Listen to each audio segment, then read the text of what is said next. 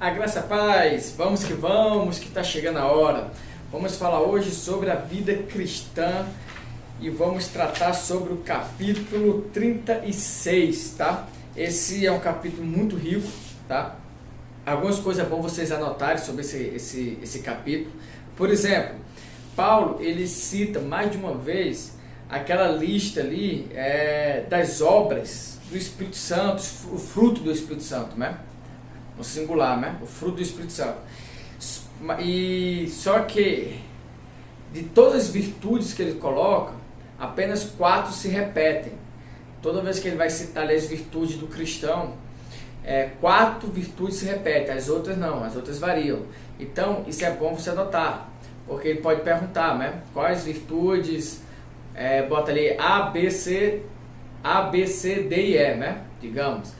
E pergunta qual dessas virtudes aqui não se repete, ou é nova, ou não contém tal lista, por exemplo. Porque ele cita em Filipenses, em Colossenses, em Gálatas, e ele sempre perguntar qual desse nome não consta em tal lista. E se tiver 4 que sempre estão na lista, opa, então você não precisa nem decorar, você já marca aquela ali. E quais são as virtudes que sempre se repetem? Amor, benignidade, mansidão e longanimidade. Amor, benignidade, mansidão e longanimidade. Beleza? Qual é a fonte da teologia de Paulo? Tá? As fontes da teologia de Paulo, primeiro, é o Antigo Testamento. Segundo, é a fonte helenista. Terceiro, é a fonte rabínica judaica. Quarta, é a fonte cristã, tendo em vista que Paulo foi ali até Pedro, até os apóstolos foram aprender. E a quinta fonte é a revelação. Tá? Lembrando que Paulo não era, tudo que Paulo escreveu nas cartas não foi só por revelação, né? Ele continha essas fontes, ele bebia ali do Antigo Testamento, do seu conhecimento como na rabínico judaico, como helenista, né? Paulo nunca se referiu a Jesus como mestre e aos seus seguidores como discípulo. Então Paulo não usa essa expressão, mestre e discípulos, né? A motivação, né? Quais são as motivações para uma vida cristã? Bem, para Paulo, nós temos algumas motivações. Eu acho que 5 ou 6, se não me engano, mas vamos contar aqui comigo. A primeira motivação é a habitação do Espírito Santo. Ou seja, o Espírito Santo faz morada em nós. Por isso que nós temos que ter uma vida cristã ética, ilibada. Aqui são as motivações de uma vida cristã ilibada. Segunda motivação, imitar Cristo. Temos que nos espelhar em Cristo. Isso nos motiva a sermos cristãos éticos, cristãos verdadeiros. Terceiro, a união com Cristo, né? E essa união com Cristo, para Paulo, é o principal motivo. Então, qual é a principal motivação que faz o crente a ter uma vida ética, uma vida moral, uma vida decente? É a união com Cristo, é estarmos junto com Cristo. Já fomos aí 3, né? 4. O habitar de Cristo e do Espírito Santo em cada cristão, aqui ele meio que é redundante, né? Porque já falamos do Espírito Santo, mas ele acrescenta Cristo, né? Outra, a santificação, porque nós temos que buscar a santificação. E o último fator penúltimo fator é o fator escatológico, né? Então, um dos motivos é a influência escatológica, né? Ou seja, é a promessa do céu, medo da condenação, digamos assim, né? Apesar que existe aí o critério da certeza da salvação ou não, mas o fato é que Paulo ele traz a escatologia como motivo da nossa ética cristã, né? E o último fator é o amor, né? E ele coloca aqui como fator mais importante ali também é o amor para uma vida cristã, tá? Então são esses aí as motivações das quais levam o cristão a ser, né? A ser ter uma vida moral. E aí ele vai trazer sempre aquele paralelo entre as duas nações, sermos 2 cidadãos, cidadãos do céu e cidadão da terra, né? Paulo ele trazia uma ideia de separação, só que não era aquela separação total do mundo. Ele dizia assim, a gente podia se reunir aos pagãos, como eles falam, mas a gente não poderia, participar da mesma festa dele, das mesmas cerimônias deles, né? E aí ele vai trazer um grupo de vícios.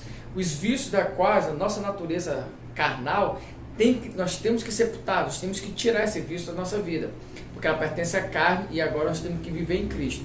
Quais são os grupos? São 1, 2, 3, 4, 5 grupos. Tá? Primeiro, é os pecados sexuais. Segundo, pecado do egoísmo. Terceiro vício, né? Pecado é a murmuração, relações pessoais e o pecado de bebedeira. E cada grupo desse aí, gente, são 5 grupos, subdivide em espécies, tá? Eu vou só citar aqui rapidamente, mas vocês podem olhar ali na página 607, ou quem quiser, anota aí que eu vou falar, e aí volta, pausa, diminui a velocidade. Mas, por exemplo, o primeiro grupo, que é o pecados sexuais, ele traz como um subitem prostituição, impureza, lasciva, devassidão, sodomia, homossexualismo. No pecado do egoísmo, ele traz a avareza, a extorsão, pecado de expressão. Na murmuração, ele traz a malícia, a calúnia, a injúria, a ostentação, o palavreado vergonhoso, olha que interessante, as conversas fúteis, a contenda, os sentimentos e atitudes facciosas, ciúme, ira, dissensão, heresias e inveja. É o maior grupão aí da murmuração, né? Na verdade, eu trouxe aí as relações pessoais, né? E aí, os pecados de bebedeira. Aí ele só traz a embriaguez, orgias e idolatria, beleza? Então são esses 5 grupos aí que Paulo traz. Aí ele vai falar um pouco sobre a mulher, qual é a visão da mulher paulina. Cuidado com isso, que às vezes a gente pode ser induzido ao erro, porque para Paulo, a mulher e o homem, eles são iguais, tá? Eles têm mesma posição social, tá? O casamento para Paulo não é simplesmente para procriação, pelo contrário, o casamento é um instrumento de prazer mútuo, A escravidão, na época de Paulo, existia 3 escravos para cada homem livre, então você vê que o efetivo maior era de escravo. Entretanto, Paulo em nenhum momento ele escreve contra a escravidão, ou seja, Paulo ele não influencia na sua época as estruturas sociais, entendeu? Penso eu, aqui no Elad, então se a questão falar, Paulo não interfere nas estruturas sociais, ele não, em nenhum momento, não só sobre a escravidão, como em outros critérios.